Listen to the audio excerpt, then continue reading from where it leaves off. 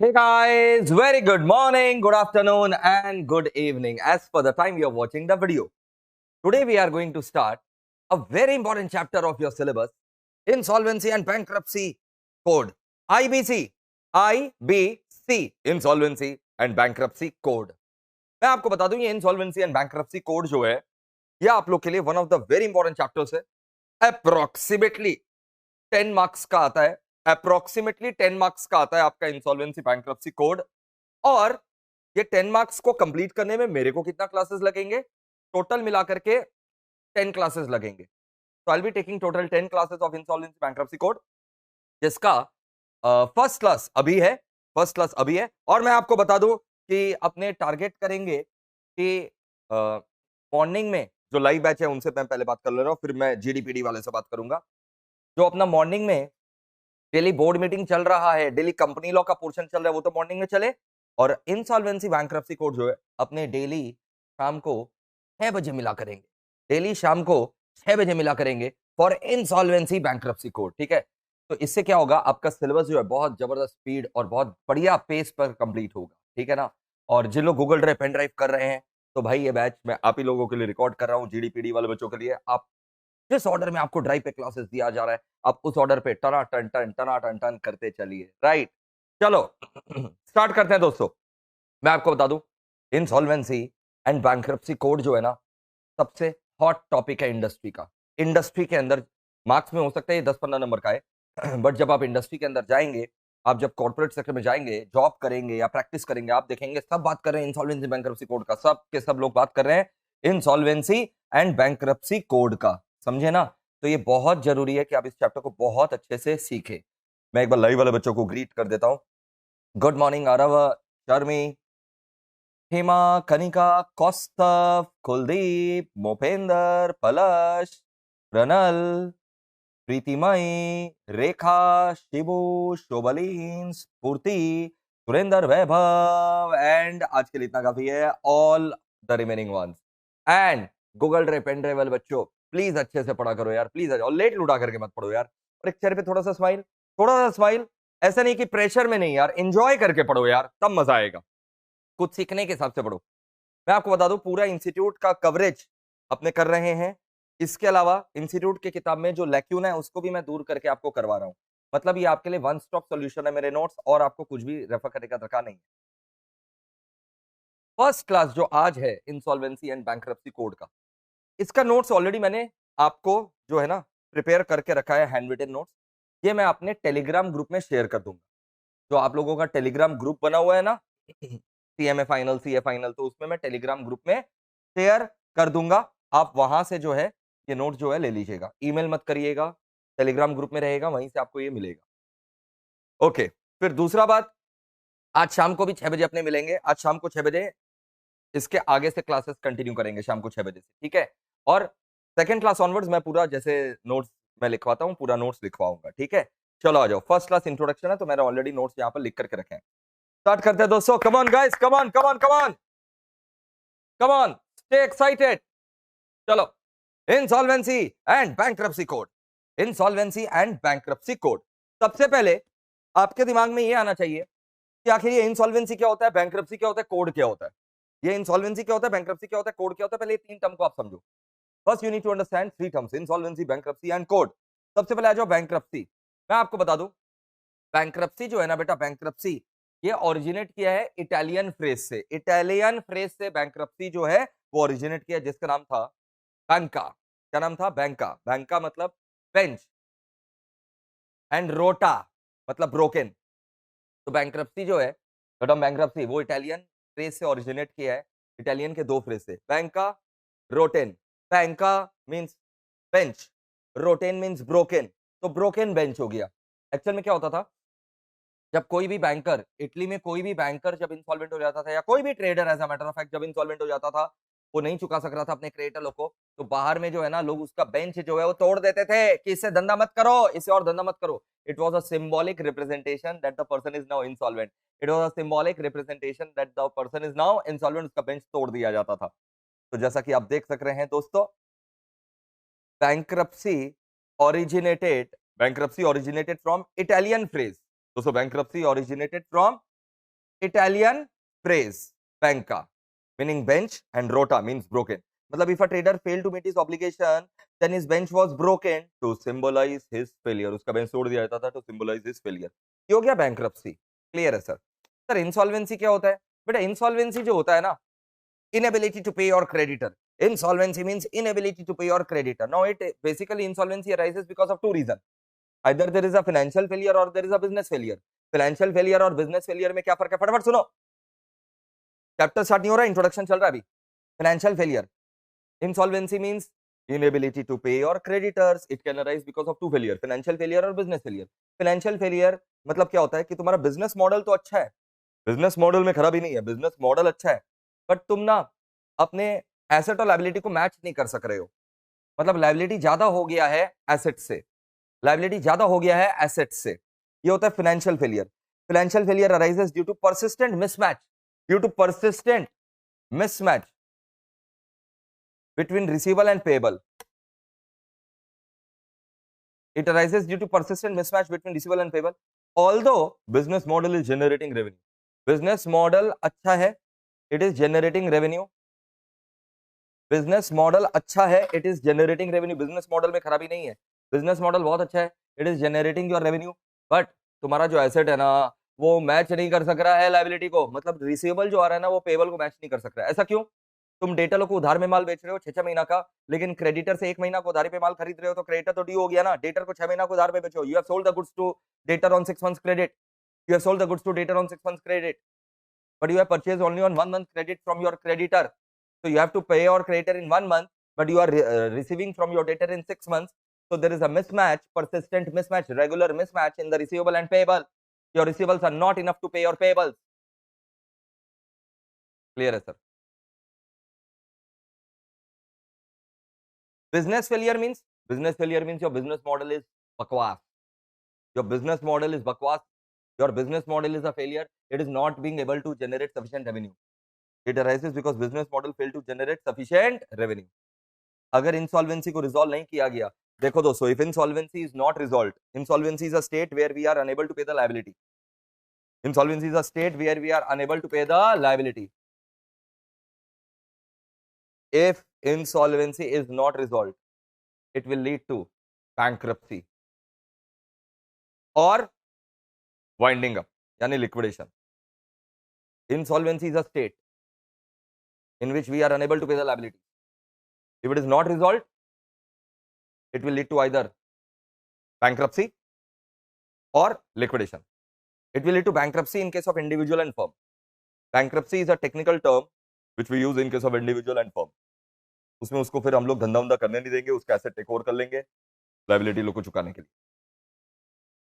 Individual and firm will be stopped from doing business. His assets will be taken in the custody of the court, and court will pay the liability holders from the assets, whatever is left.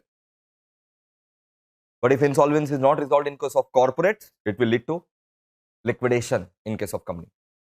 So if insolvency is not resolved, it will lead to bankruptcy in case of individual firm. Clear? Bankruptcy आ जाएगा and liquidation आ जाएगा in case of corporates. Corporates के अंदर company और LLP दोनों आएगा. Corporates में company LLP दोनों आता है.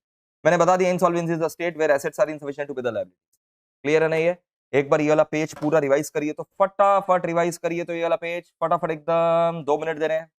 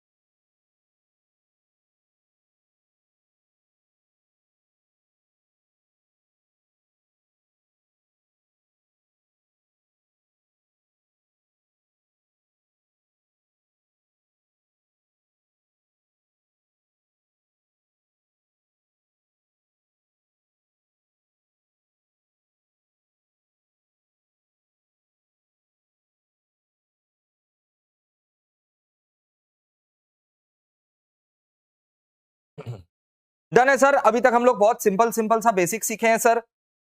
इंसॉल्वेंसी बैंक्रप्सी कोड सीख रहे हैं, जिसमें दो टर्म अभी तक हमने सीखा है। इंसॉल्वेंसी क्या होता है, बैंक्रप्सी क्या होता है, ये दो टर्म अभी तक हमने सीखा है। तो इंसॉल्वेंसी क्या होता है बच्चों और बैंक्रप्सी क्या होता है, फटाफट बता दो मुझे।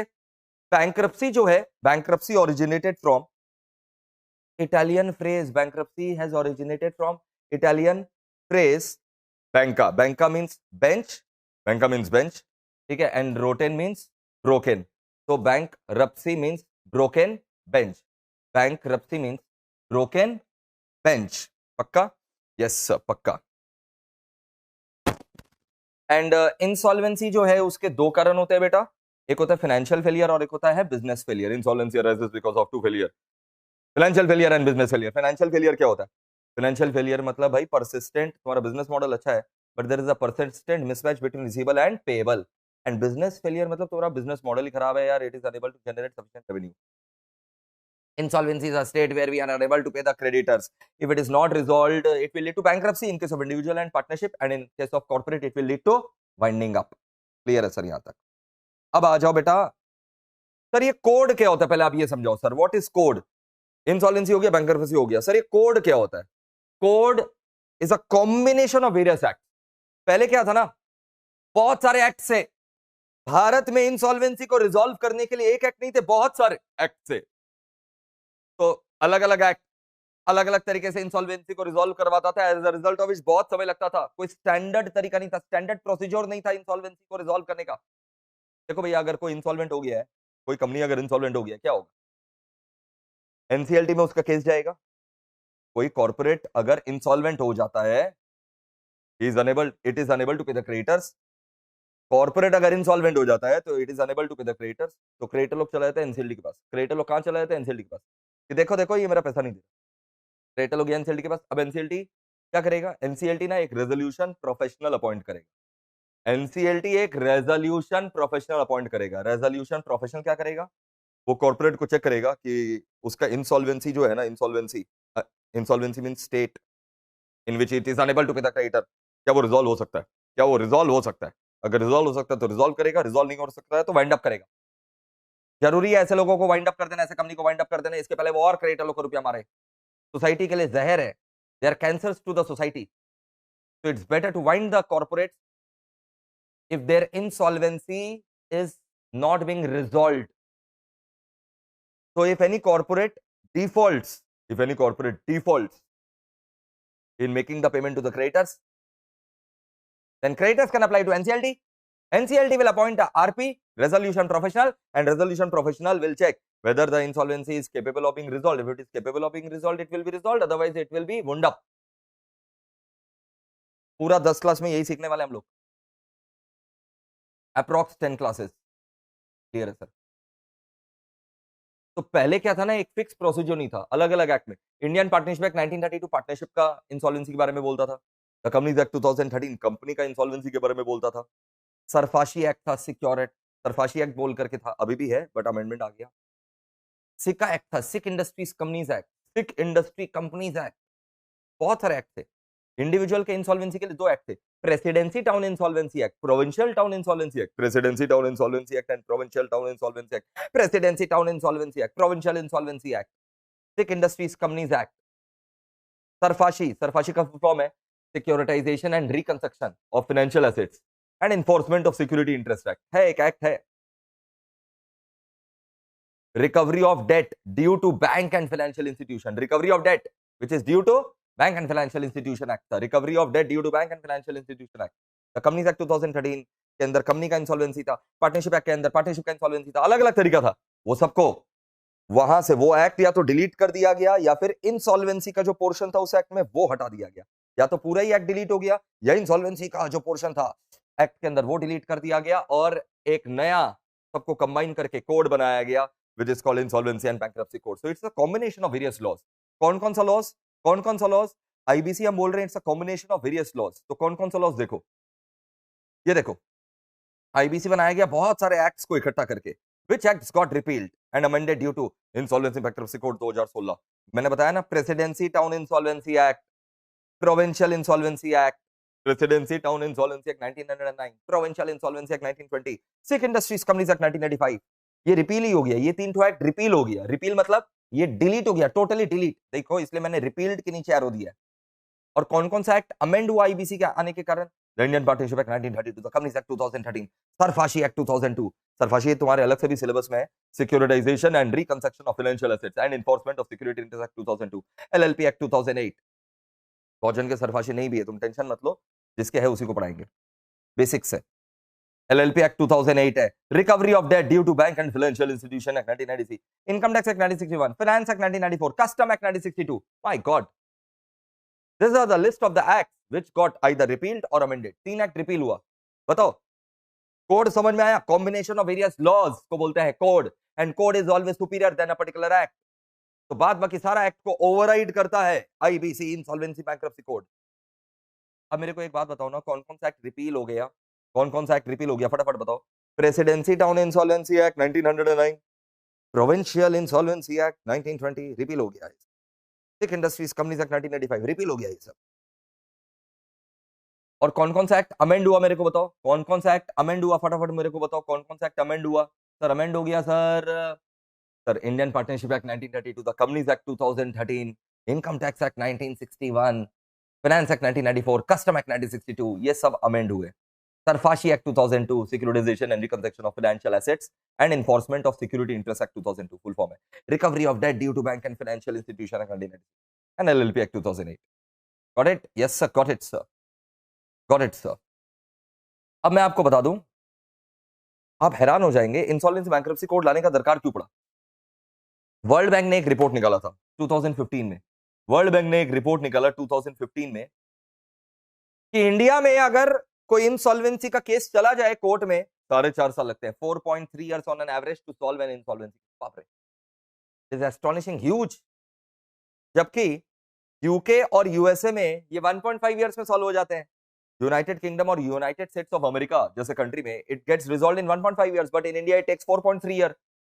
तो बहुत खराब है, वेरी स्लो। तो there was a need for a law for faster resolution of insolvency processes, and that is why IBC was brought in for faster resolution of insolvency processes, timeline manner में resolve हो। अब पता है IBC क्या बोलता है?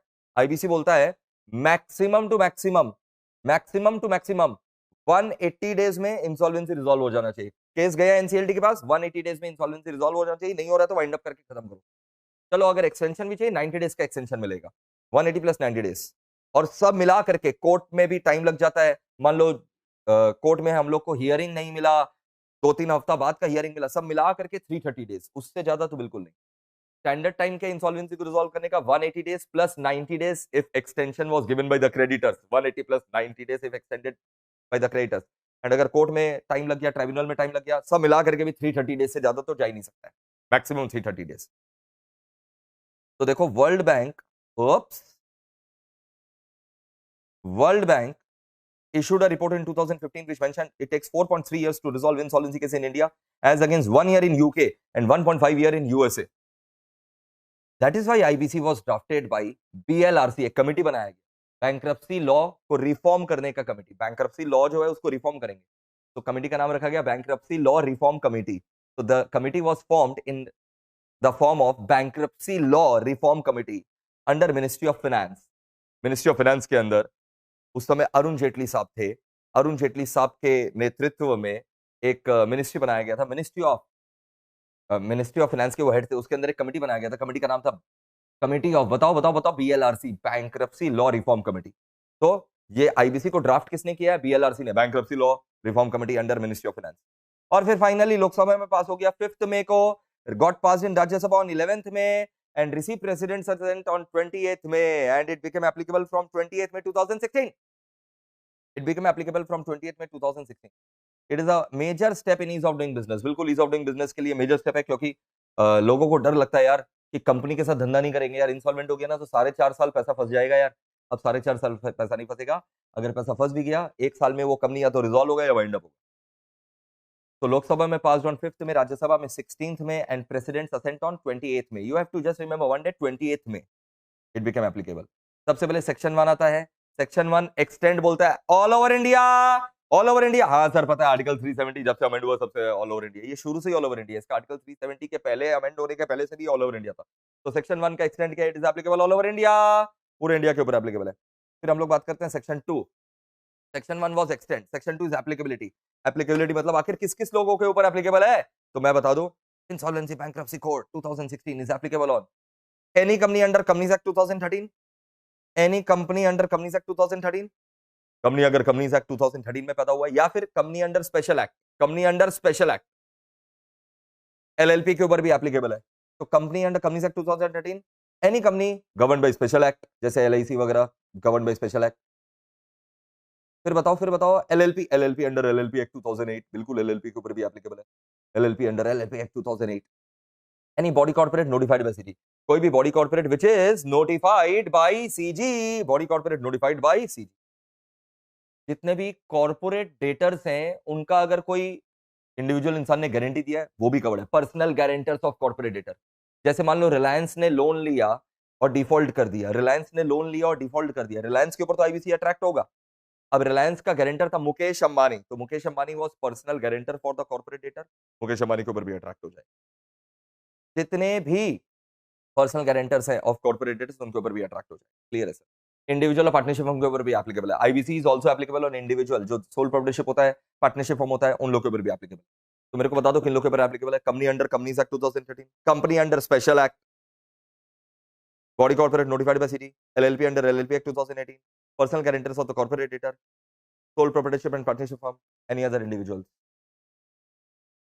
ये देखो किस किस के ऊपर applicable IBC, any company under companies act 2013, company govern by special act, LLP, such body corporate SCG will notify, personal guarantors of the corporate debtors, partnership firm, proprietorship firm, any other individual जो अभी तक cover नहीं हुआ वो individual लोग भी cover है। लेकिन मैं एक ब्रेकिंग न्यूज आपको बता दूं कि आपके सिलेबस में खाली कॉर्पोरेट का इंसॉल्वेंसी है, इंडिविजुअल पार्टनरशिप का इंसॉल्वेंसी नहीं है। इसका और एक कारण ये है कि अभी तक एप्लीकेबल नहीं हुआ है। क्या बोल रहे हैं सर? हाँ, आईबीसी 2016 फुल्ली अभी तक नोटिफाई नहीं हुआ है।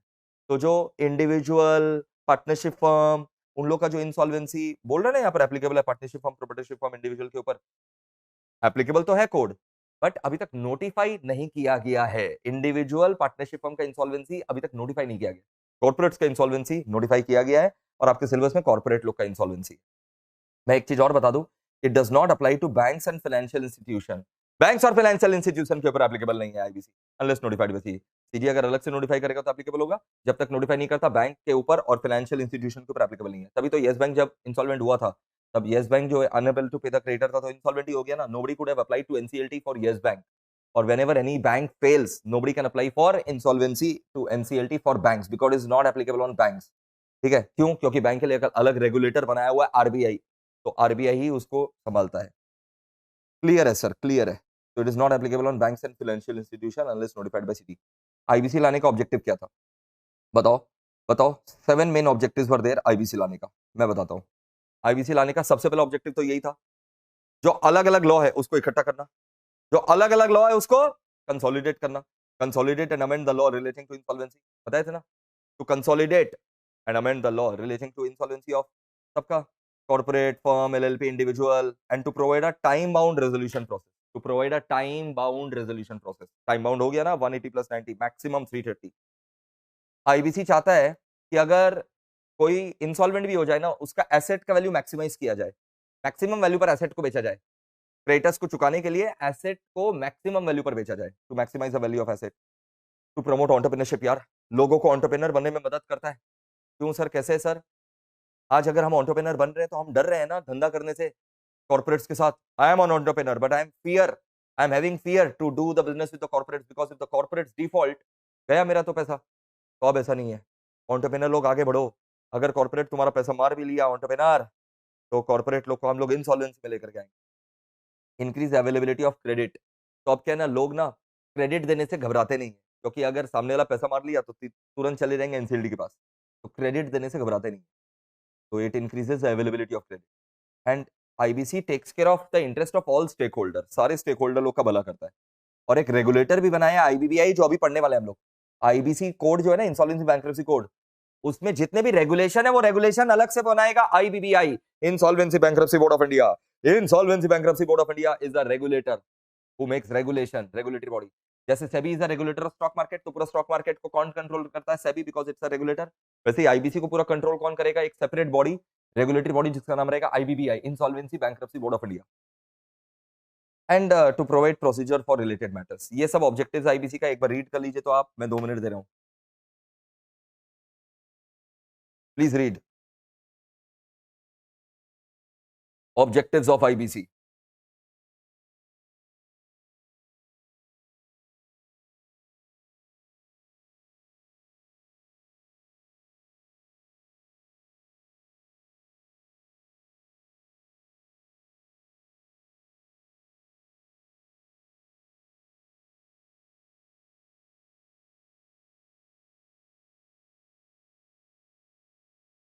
पढ़ने का एक्टिंग मत करो बेशर्मो, सच में पढ़ो, ये सब रटना नहीं है, कल एक बार पढ़ लेना है। इंट्रोडक्शन क्लास है आज।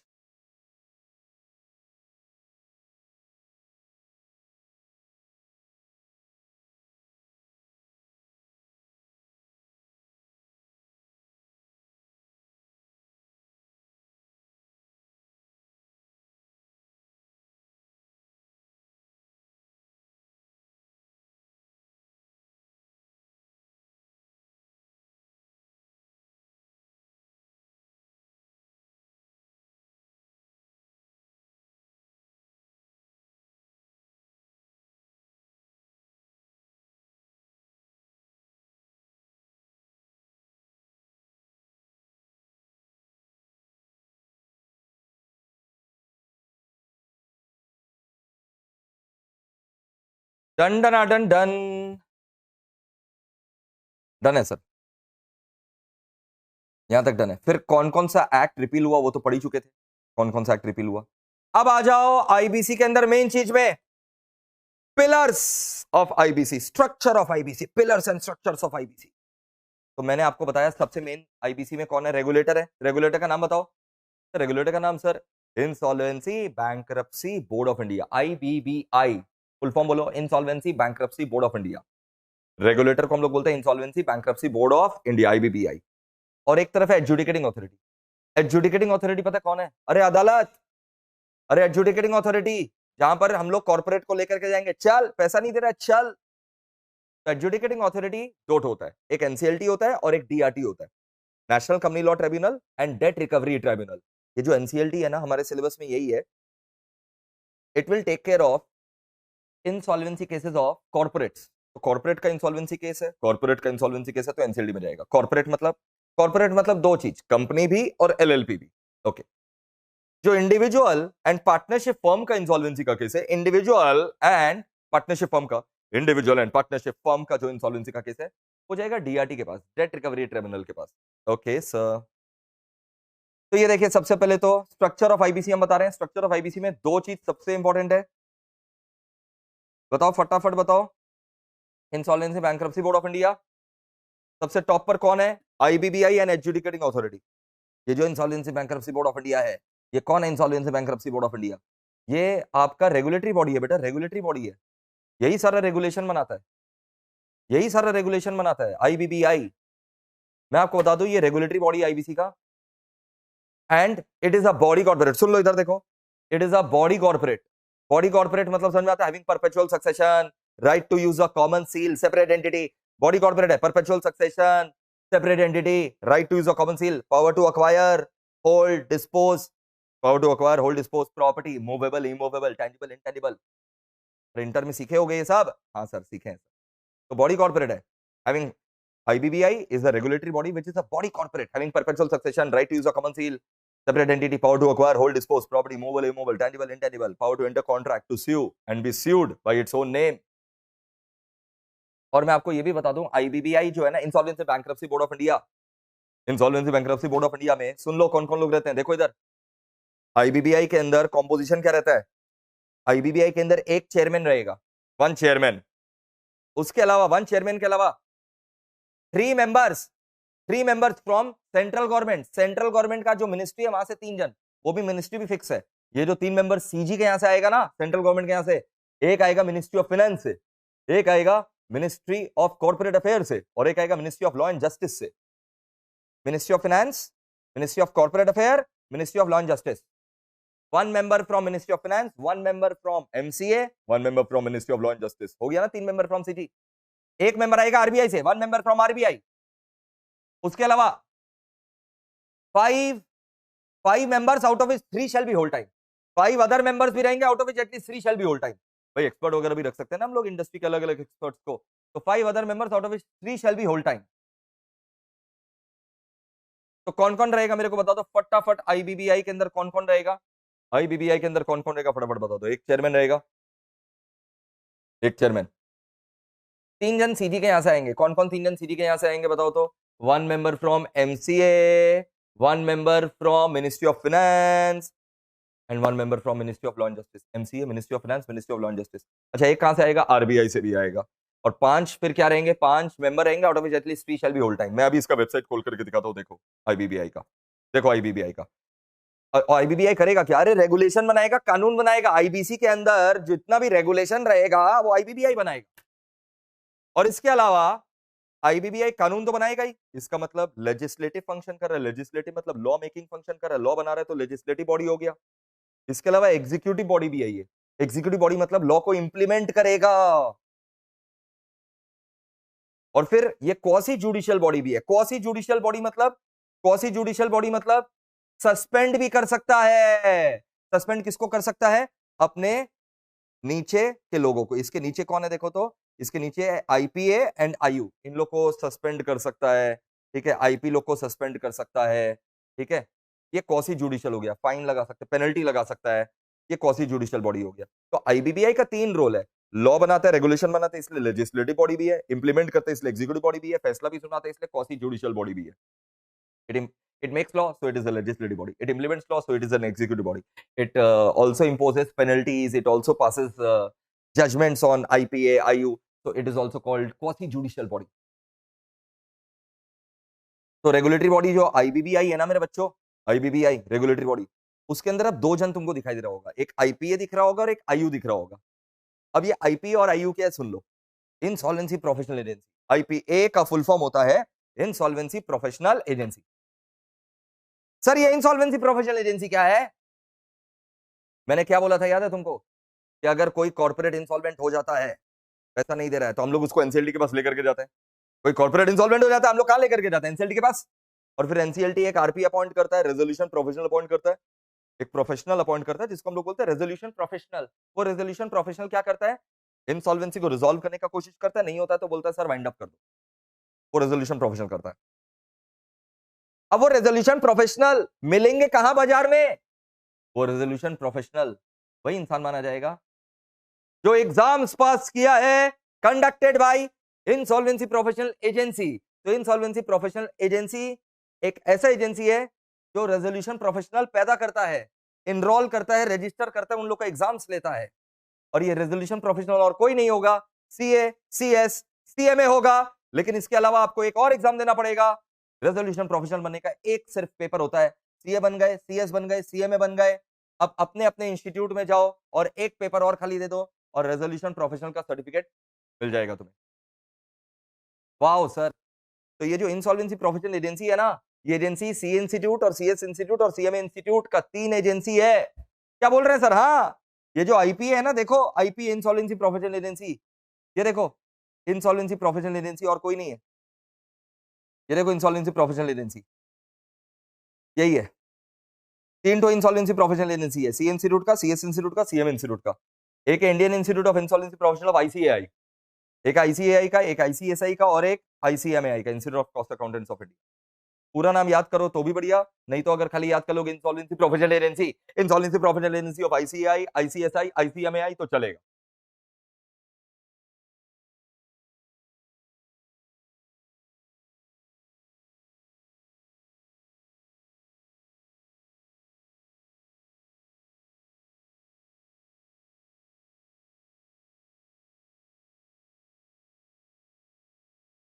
Correct sir.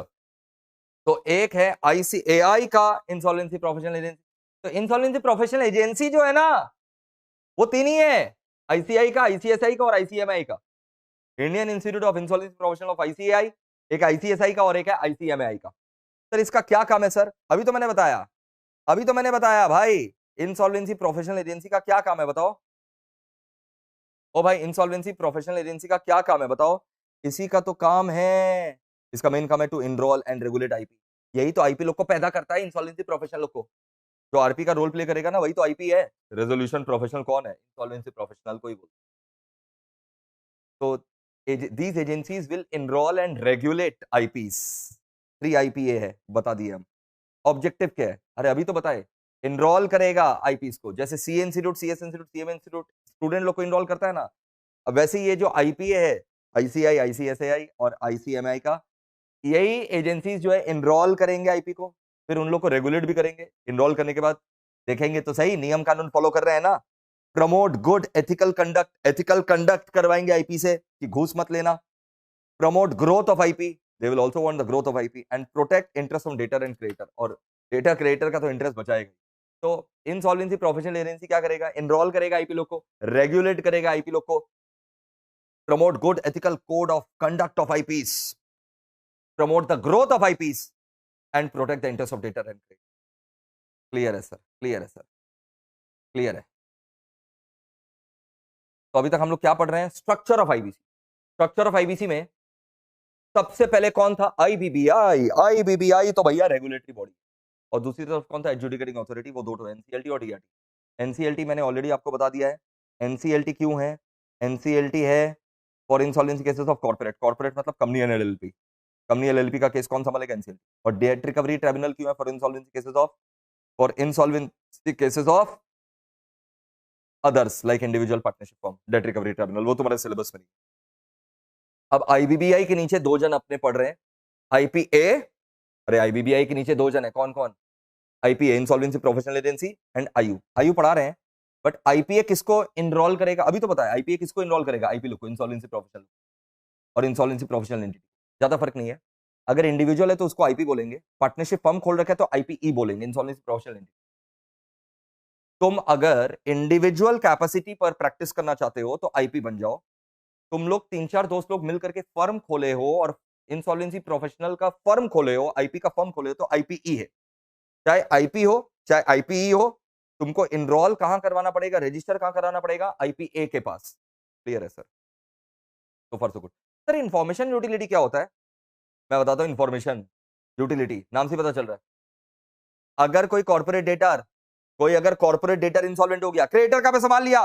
कॉर्पोरेट डेटर जो कंपनी है बदमाशी कर दिया, क्रिएटर का पे संभाल लिया, नहीं चुका सक रहा है, तो वो कॉर्पोरेट डेटर से रिलेटेड जितना भी जानकारी रहेगा, सारा जानकारी, सारा इंफॉर्मेशन, एक सेंट्रल रिकॉर्ड कीपिंग एजेंसी बनाया गया है। There is a central record keeping agency, central record keeping agency, central record keeping agency which will collect all the information related to the corporate data and disseminate मतलब spread the information related to the corporate data to the needy stakeholder। जो भी stake holders है जिनको इस corporate data के बारे में जानना है, वो सेंट्रल रिकॉर्ड कीपिंग एजेंसी के पास आ जाओ, जो इन्फॉर्मेशन यूटिलिटी है उसके पास आ जाओ। वो आपको सारा इन्फॉर्मेशन दे देगा कॉर्पोरेट डेटा का। वो सारा कलेक्ट करेगा, ना केवल कलेक्ट करेगा इन्फॉर्मेशन यूटिलिटी, ना केवल कलेक्ट करेगा all the information related to corporate data, also verify them, authenticate भी करेगा, वेरीफाई भी करेगा, और स्प्रेड भी करेगा, डिसेमिनेट भी करेगा। तो those who want access to the information of corporate data can contact IU. एक ही इंफॉर्मेशन यूटिलिटी भारत में बनाया गया है, सिर्फ एक ही इंफॉर्मेशन यूटिलिटी जो है वो भारत में बनाया गया दोस्तों। There is only one information utility and that is national e governance services limited. पढ़ो इंफॉर्मेशन यूटिलिटी के बारे में। It's a central record keeping agency. Central क्यों? क्योंकि एक ही है। कौन है वो? National e governance service limited. National e governance services limited is information utility under IBC. इसका क्या फंक्शंस है?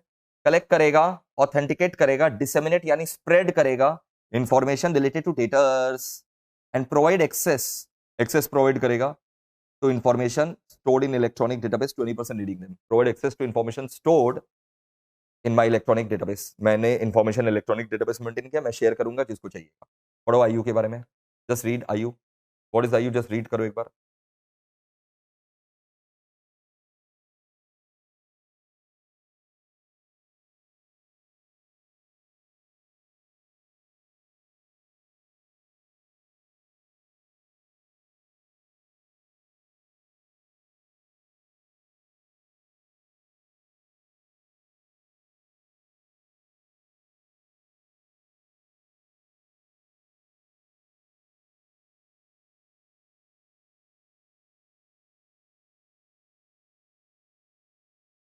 पढ़ने का एक्टिंग मत करो, सच में पढ़ो।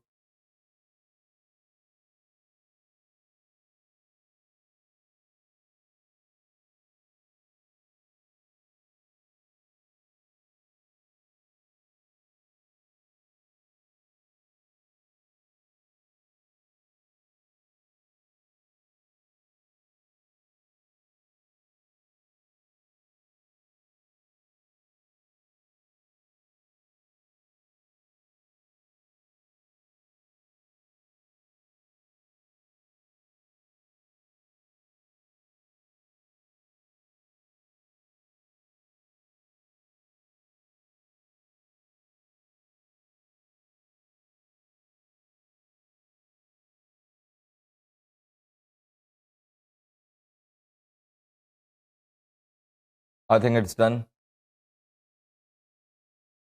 क्लियर है सर आईयू के बारे में? क्लियर है सर, क्लियर है। एक बार स्टार्टिंग से फिर से देख लेते हैं। पिलर्स और स्ट्रक्चर्स इन आईबीसी, क्या क्या पिलर्स और स्ट्रक्चर इन आईबीसी था? टॉप पर कौन है? आईबीबीआई, वो तो रेगुलेटरी बॉडी है। आईबीबीआई तो रेगुलेटरी बॉडी है भाई, वो तो कानून बनाएगा, बॉडी कॉर्पोरेट है। एडजुडिकेटिंग अथॉरिटी भी टॉप पर है, जिसमें एनसीएलटी हमारे इंसॉल्वेंसी केसेस को सॉल्व करेगा, कॉर्पोरेट का, कॉर्पोरेट यानी कंपनी एलएलपी। डीआरटी किसका सॉल्व करेगा? डेट रिकवरी ट्राइब्यूनल किसका सॉल्व करेगा? डेट रिकवरी ट्राइब्यूनल सॉल्व करेगा इंडिविजुअल्स एंड फर्म्स का। आईबीबीआई के अंदर कौन आता है? आईबीबीआई के अंदर आता है इंसॉल्वेंसी प्रोफेशनल एजेंसी। तीन तो एजेंसी है, सीए, आईसीआई, आईसीएसआई, आईसीएमएआई, ठीक है, ये तीन तो एजेंसी है। ये तीन एजेंसी क्या करेगा? एग्जाम लेगा लोगों का और उन लोग को आईपी का सर्टिफिकेट देगा, इंसॉल्वेंसी प्रोफेशनल लोग को इनरोल करेगा, रेगुलेट करेगा। और आईयू क्या है? सेंट्रल रिकॉर्ड कीपिंग एजेंसी है, जो सारा इंफॉर्मेशन कॉर्पोरेटर का प्रोवाइड करता है। आईपीए किसको रेगुलेट करेगा? आईपी लोग को। अगर आप इंडिविजुअल हो तो आईपी, फॉर्म बना लिया तो आईपीई, जैसे फर्म होता है ना, तो आईपीई। क्लियर है। आईबीबीआई के बारे में मैंने बता दिया था, आईबीबीआई के बारे में ऑलरेडी मैंने बता दिया था, एक बार देख लो, फिर से देख लो। ये रेगुलेटरी बॉडी है क्या? Yes sir. परफॉर्मिंग तीन तो फंक्शन, लॉ बनाते इसलिए लेजिस्लेटिव, इंप्लीमेंट करते इसलिए एग्जीक्यूटिव, फैसला भी सुनाते इसलिए quasi judicial function. With respect to IPA, IP, IU, अब हम ऐसे ही बोलेंगे, इंसॉल्वेंसी प्रोफेशनल एजेंसी को भी रेगुलेट करता है। आईबीबीआई तो सबका बाप है, it regulates insolvency professional agency also, IP also, आयु also. It is the body corporate. Body corporate मतलब समझो, perpetual succession, common seal, power to acquire property, both movable, immobile, tangible, intangible, power to enter contract, to sue and be sued by its name. पता है sir. Composition बता चुका है, एक chairman है, एक चेयरमैन, उसके अलावा 3 members from Ministry of CG, 3 members from Ministry of CG। वो भी कहाँ कहाँ से? एमसीए से आएगा, मिनिस्ट्री ऑफ फाइनेंस से आएगा, ministry of law and justice से आएगा। क्लियर है? MCA, ministry of finance, ministry of law and justice, तीन तो आ गया सीजी से। एक कहाँ से आएगा? आरबीआई से। 5 other members out of which 3 shall be whole time। 5 other member रहेंगे जिसमें 3 shall be whole time। Clear है सर, क्लियर है सर। ठीक है, ये हो गया आईबीबीआई के बारे में। अभी मैं वेबसाइट दिखाऊंगा। आईबीबीआई पढ़ लिए, आईपीए पढ़ चुके हैं, यस। इंसॉल्वेंसी प्रोफेशनल एजेंसी भारत में कितने हैं? 3, C institute, CS institute, CM institute. ठीक है, फिर मैंने बात किया था आईपी लोग का। आईपी बोल लो, आईपी बोल लो। बताओ आईपी और आईपी क्या करता है भाई? बताओ ना फटाफट, आईपी और आईपी क्या करता है?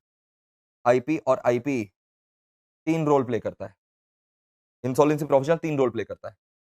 IRP, RP, liquidator. बोलो, रिपीट करो। IRP, RP, liquidator. आईआरपी मतलब इंटरिम रेजोल्यूशन प्रोफेशनल। शुरुआत में एनसीएलटी जो है ना, इसको टेम्पररीली अपॉइंट करता है इंटरिम बोल करके। एनसीएलटी टेम्पररीली अपॉइंट के इंटरिम बोल करके, फिर क्रेडिटर लोग को इसका परफॉर्मेंस अच्छा लगता है तो ये परमानेंट हो जाता है, यानी रेजोल्यूशन प्रोफेशनल हो जाता है। पढ़ेंगे वो तो, कोड में पढ़ेंगे, लॉ में पढ़ेंगे। तो ये 3 रोल प्ले करता है, आईआरपी, आरपी, और अगर रेजोल्यूशन नहीं कर सक रहा है तो winding up. Winding up liquidator आएगा, तो ये लिक्विडेटर का भी रोल प्ले करता है, to act as liquidator. IU के बारे में ऑलरेडी पढ़ चुके हैं, आईयू के बारे में ऑलरेडी पढ़ चुके हैं। अब देखो वेबसाइट में दिखाता हूं आपको आईबीबीआई का।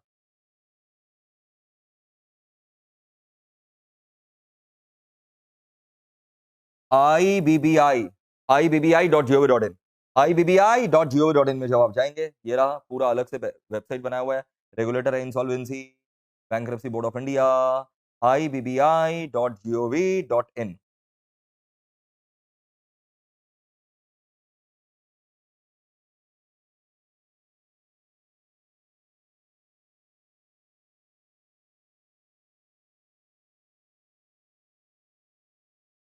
Just a sec. देखिए IBBI.gov.in, लीगल फ्रेमवर्क में आप जाएंगे, पूरा एक्ट, रूल्स, रेगुलेशन सब यहाँ पर दिखेगा। सबसे पहले अपने चलते हैं आईबीबीआई के अंदर, insolvency bankruptcy board of India में चेयरमैन कितना रहेगा? एक। चेयरपर्सन साहब हैं श्री रवि मित्तल जी, चेंज होते रहते हैं, अभी जब हम दिखा रहे हैं तो श्री रवि मित्तल जी हैं चेयरपर्सन। चेयरपर्सन एक हो गया। फिर हम क्या बोले थे, 3 मेंबर कहां से रहेगा? सीजी से। सीजी का कौन कौन सा ministry? Sir ministry of corporate affair, ministry of finance, ministry of law and justice. और देखते हैं ऐसा है कि नहीं है, ऐसा है कि नहीं। देखो देखो भाई, देखो मिनिस्ट्री ऑफ फाइनेंस से दिख रही है Ritu Jain, ministry of finance. एक एमसीए भी दिख रहा होगा बीच में, एक ministry of law and justice भी दिख रहा होगा। ये 3 हो गया। और एक कहां से रहेगा? आरबीआई। एक आरबीआई से भी आ गया। क्लियर है सर, क्लियर है सर, क्लियर है। फिर 5 अदर मेंबर्स में कम से कम 3 होल टाइम रहेंगे, उसके अंदर चेयरमैन भी आएगा। तो ये देखो पार्ट टाइम कितने हैं? 2। 5 मेंबर्स में 3 होल टाइम रहेंगे, तो पार्ट टाइम कितने बचे? 2। ये 2 पार्ट टाइम है, और होल टाइम ये हो गया 2 और चेयरमैन भी। तो 5 अदर मेंबर्स हो गए, जिसमें 3 कम से कम होल टाइम चाहिए, तो चेयरमैन होल टाइम है, और ये 2 होल टाइम मेंबर है, और 2 part time. Clear sir.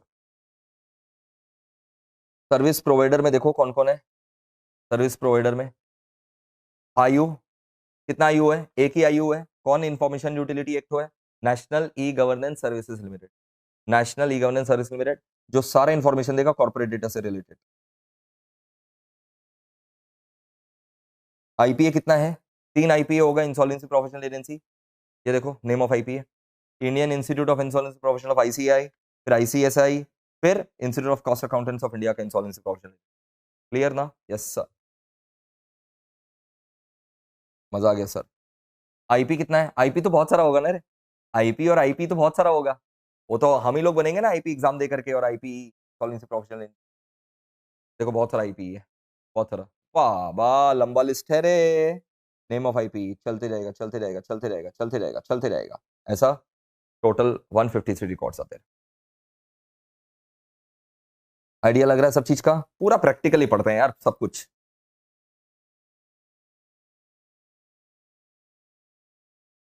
So for so good, so for so good. अब मैं आपको बता दूं, ये जो कोड है ना 5 पार्ट में बांटा गया है, 255 सेक्शंस में बांटा गया है। The code contains 5 parts and 255 sections. The code contains 5 parts and 255 sections. तुम्हारे सिलेबस में सब कुछ नहीं है, सिलेक्टेड है। जितना तुम्हारे इंस्टीट्यूट की किताब में होगा हम उतना तो पढ़ाएंगे ही, दरकार पड़ने पर कुछ कुछ पॉइंट कोरिलेटेड रहता है वो भी हम पढ़ाएंगे, पूरा कवरेज रहेगा। जैसे सबसे पहले हम बताएं 255 सेक्शंस, 5 पार्ट्स। 5 पार्ट्स क्या क्या है? पार्ट 1 प्रिलिमिनरी, प्रिलिमिनरी में वही है सेक्शन 1 सेक्शन 2 जो अपने पढ़े।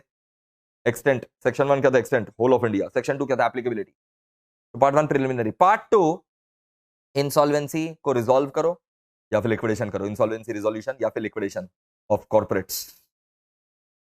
पार्ट 3 में इंडिविजुअल और पार्टनरशिप फॉर्म है। इंडिविजुअल एंड पार्टनरशिप फॉर्म का इंसॉल्वेंसी रिजॉल्व करो, नहीं होगा तो लिक्विडेशन मत बोलो, बैंक्रप्सी बोलो। अभी सीखे ना, कंपनी लोग का इंसॉल्वेंसी रिजॉल्व नहीं होता तो लिक्विडेशन बोलते हैं। इंडिविजुअल पार्टनरशिप फॉर्म का इंसॉल्वेंसी रिजॉल्व नहीं होगा तो bankruptcy. Insolvency resolution, bankruptcy for individual and partnership form. Part 4 regulation है, आईपीए आईपीआईयू का, आईपीए आईपीआईयू का। पार्ट 5 में बचा कुछ मिसलेनियस। ये 5 पार्ट याद करने का दरकार नहीं है, जस्ट इंफॉर्मेशन के लिए बता रहे हैं। आज का पूरा सेशन इंट्रोडक्शन। क्लियर है यहां तक? Part 1 preliminary. Part 2 insolvency resolution, insolvency resolution अगर नहीं होगा तो लिक्विडेशन कर दो, लिक्विडेशन ऑफ कॉर्पोरेट।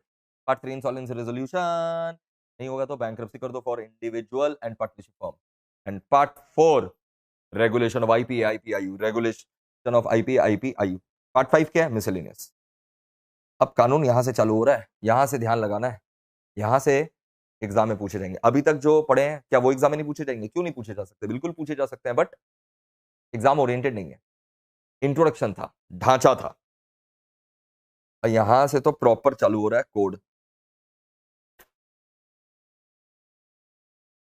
अगर एक कॉर्पोरेट क्रेडिटर लोग का रुपया मार ले रहा है तो हम लोग एनसीएलटी के पास जा सकते हैं?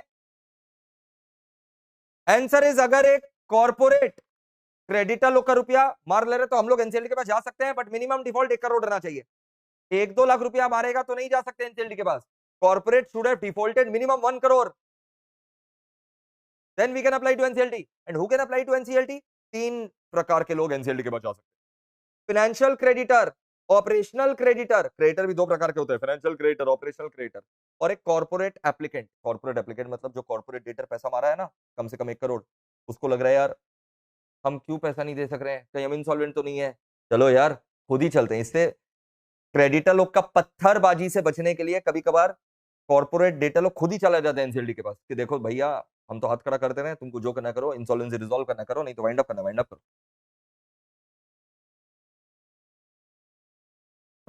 Tell me minimum amount of default, what is the minimum amount of default when we can apply to NCLT against corporate debtor? Answer is minimum 1 crore default.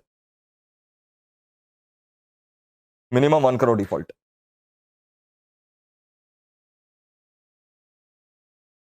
Where to apply NCLT? Against whom? Against corporate debtor who has done the minimum default of 1 crore. Who can apply? Financial creditor, operational creditor, corporate applicant itself. What is the difference between financial creditor and operational creditor? अरे financial creditor मतलब ऐसा creditor जिसने finance किया था. Debenture holder is a financial creditor. Those who have given loan, financial creditor.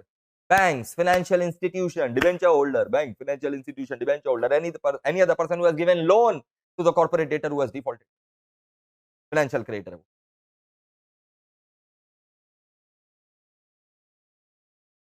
So financial creditor means a person, financial creditor means a person जिसका financial debt बाकी है, to whom financial debt is owed.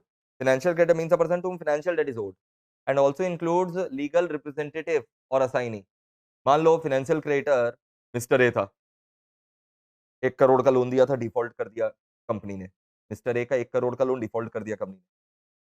Mister is a financial creditor, but अगर वो मर गया तो क्या हुआ, उसका जो लीगल रिप्रेजेंटेटिव है वो बन जाएगा फाइनेंशियल क्रेडिटर। या फिर मिस्टर ए ने ये लोन किसी और को असाइन कर दिया, मतलब बेच दिया कि यार मेरे से माथा पच्ची नहीं होगा यार, ये 1 CR का मैंने लोन दिया था इस कंपनी को, चलना मिस्टर ए ना मिस्टर बी को ये लोन ट्रांसफर कर दिया, बेच दिया कि मिस्टर बी तुम ये कंपनी से वसूलना, 80 लाख में बेच दिया, 80 लाख में बेच दिया, तो mister B will be the new financial. Clear है सर? ऑपरेशनल क्रेडिटर कौन होता है?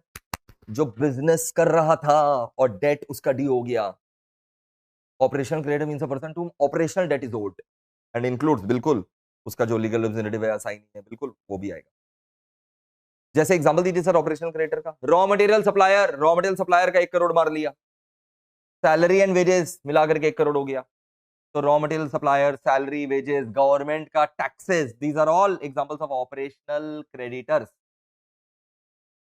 चलो देखो, what is the minimum amount of default to file an application to NCLT for initiating CIRP? For initiating CIRPs, what is CIRP? Corporate के खिलाफ insolvency resolution process, corporate insolvency resolution process. So what is the minimum amount of default to file an application to NCLT for initiating CIRP? Minimum 1 crore. CIRP का full form याद रखना, corporate insolvency resolution process. Who can file application to NCLT for initiating CIRP? Either financial creditor or operational creditor or corporate applicant itself. Financial creditor, operational creditor, corporate applicant itself. अब पूरा detail में पढ़ते हैं। एक financial creditor सबसे पहले पढ़ेंगे, फिर ऑपरेशनल क्रेडिटर, फिर कॉर्पोरेट एप्लीकेंट, फिर आज का क्लास का छुट्टी हो जाएगा। सबसे पहले financial creditor, application by financial creditor, application by financial creditor. मैं आपको बता दूं, ऑलरेडी बता चुका, financial creditor means a person to whom financial debt is owed and includes a person, financial creditor means a person to whom financial debt is owed and includes the person to whom such debt is legally assigned or transferred. Legally assigned मतलब मर गया तो legal representative को assign हो जाएगा, transferred मतलब बेच दिया। एग्जांपल दीजिए फाइनेंशियल क्रेडिटर का, एग्जांपल दीजिए debenture holder, deposit holder, banks, FIs, any other person who have given loan. Debenture holder, deposit holder, bank, FI, any other person who have given loan is a financial creditor. Clear है? Financial creditor में apply to कहां पर? NCLT। Financial creditor में apply to NCLT to initiate CIRP। अरे financial creditor में apply to NCLT to initiate CIRP on default of minimum 1 crore, minimum 1 crore default by the corporate debtor. अब जब financial creditor जा रहा है किसके पास? NCLT के पास, उसको प्रूफ ऑफ डिफॉल्ट देना पड़ेगा। प्रूफ ऑफ डिफॉल्ट मतलब अगर हम डिवेंचर होल्डर है, डिवेंचर सर्टिफिकेट, डिपॉजिट होल्डर है, डिपॉजिट सर्टिफिकेट, बैंक है तो लोन का कॉन्ट्रैक्ट, कुछ तो प्रूफ ऑफ डिफॉल्ट होगा। और अगर इंफॉर्मेशन आयु के पास रजिस्टर है तो वो भी जमा करो NCLT के पास। तो submit proof of default and information which is registered with आयु, आयु के पास तो सारा जानकारी होगा कॉर्पोरेट डेटर का, तो ये भी जानकारी होगा कि हम उसको डिबेंचर होल्डर है कॉर्पोरेट डेटर के, तो आयु के पास जो इंफॉर्मेशन रजिस्टर है वो भी जमा करो। And it is compulsory for financial creditor to propose IRP name. हम एनसीएलटी को बताएंगे कि मेरे को ना ये वाला आईआरपी चाहिए, मिस्टर राम को हम आईआरपी प्रपोज करते हैं, इंटरिम रेजोल्यूशन प्रपोज। तो फाइनेंशियल क्रेडिटर को बताना पड़ेगा कि हे एनसीएलटी, मेरे केस में तुम इस व्यक्ति को, इस पर्सन को इंटरिम रेजोल्यूशन प्रोफेशनल अपॉइंट कर दो, और अगर उसके खिलाफ कोई केस नहीं चल रहा होगा तो एनसीएलटी उस बंदा को हमारा आईआरपी अपॉइंट कर देगा। आईआरपी क्या करेगा एटसेट्रा वो सब आएगा नेक्स्ट क्लास में। Financial creditor shall submit proof of default, proof of default जमा करेंगे, और क्या जमा करेंगे बताओ तो, और क्या जमा करेंगे? shall also submit information related to such debt, information related to such debt which is registered with IU, and shall also propose name of एक insolvency professional to act as IRP। एक insolvency professional का नाम propose करेंगे to act as interim resolution professional IRP। तो financial creditor clear है आपको? financial creditor कहाँ जा रहा है? NCLT के पास जा रहा है। जब डिफॉल्टर 1 करोड़ का, प्रूफ ऑफ डिफॉल्ट जमा करेगा, प्रूफ ऑफ डिफॉल्ट के साथ क्या जमा करेगा? प्रूफ ऑफ डिफॉल्ट के साथ क्या जमा करेगा? प्रूफ ऑफ डिफॉल्ट तो जमा करेगा ही, प्रूफ ऑफ डिफॉल्ट के साथ क्या जमा करेगा? Information which is registered with IU, propose name of IP as IRP. Clear?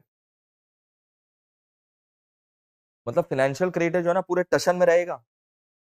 Due date पर अगर मेरा लोन वापस नहीं किया गया फाइनेंशियल क्रेडिटर का, 1 करोड़ कम से कम था, ड्यू डेट खत्म, मैं सीधा एनसीएलटी के पास चला जाएगा, मैं कोई रिमाइंडर नोटिस नहीं भेजेगा कॉर्पोरेट डेटर को, ड्यू डेट में नहीं चुका है, मैं सीधा एनसीएलटी के पास जाएगा।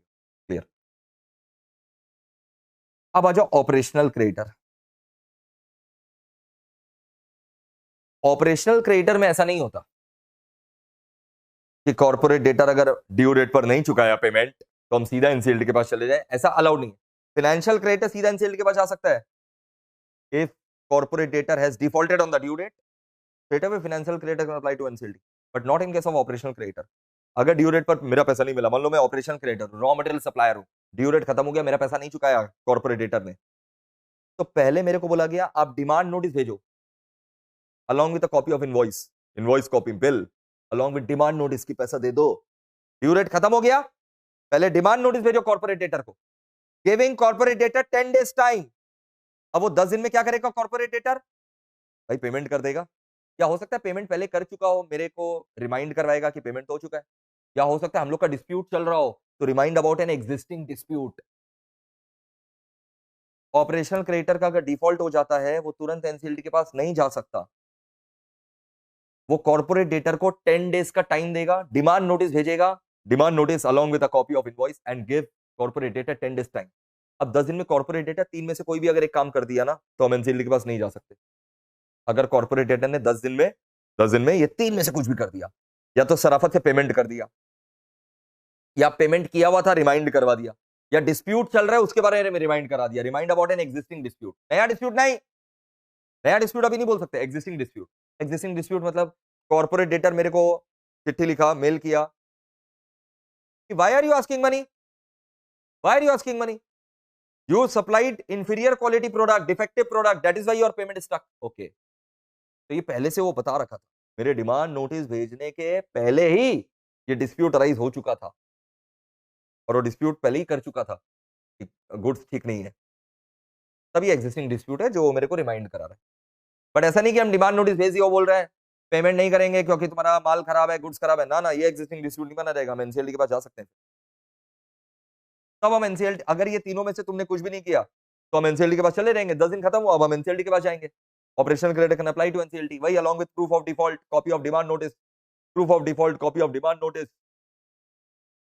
यहां पर मेरे लिए कंपलसरी नहीं है कि हम आईआरपी का नाम प्रपोज करें, फाइनेंशियल क्रेडिटर को आईआरपी का नाम प्रपोज करना पड़ता है, ऑपरेशनल क्रेडिटर के लिए ऑप्शनल है, हम कर भी सकते हैं आईआरपी का नाम प्रपोज, नहीं भी कर सकते हैं, एनसीएलटी अपॉइंट कर देगा। ये देखो ऑपरेशनल क्रेडिटर का definition, operational creditor means a person, पूरा सेम है, खाली ऑपरेशनल डेट रहेगा। फाइनेंशियल डेट की देखो operational debt, to whom operational debt is what and includes the person to whom such debt is legally assigned और ट्रांसफर्ड। एग्जांपल सप्लायर हो गया, employ due, workman due. On default of minimum 1 crore, operational creditor shall serve demand notice along with copy of invoice. Demand notice दे दो corporate debtor को along with copy of invoice demanding the payment. Within 10 days of receipt of demand notice, 10 दिन के अंदर अब corporate debtor क्या करेगा? 10 दिन के अंदर अब corporate debtor क्या करेगा? शराफत से पेमेंट कर देगा. Make the payment. Make the payment. या remind about an existing dispute. या remind about the payment already made.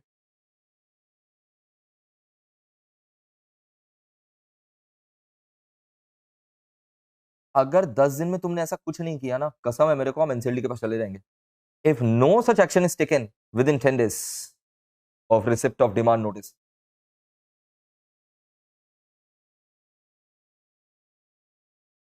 if no such action is taken by the corporate debtor within 10 days of receipt of demand notice, तब ओसी क्या करेगा? छोड़ेंगे थोड़ी ना, हम NCLT के पास चले जाएंगे along with the proof of default. Proof of default and copy of demand notice and invoice copy. ओसी में और may not propose the name of IP to act as IRP. Already हम बता चुके थे कि मैं आईपी का नाम प्रपोज कर भी सकता हूं, नहीं भी propose. So far so good.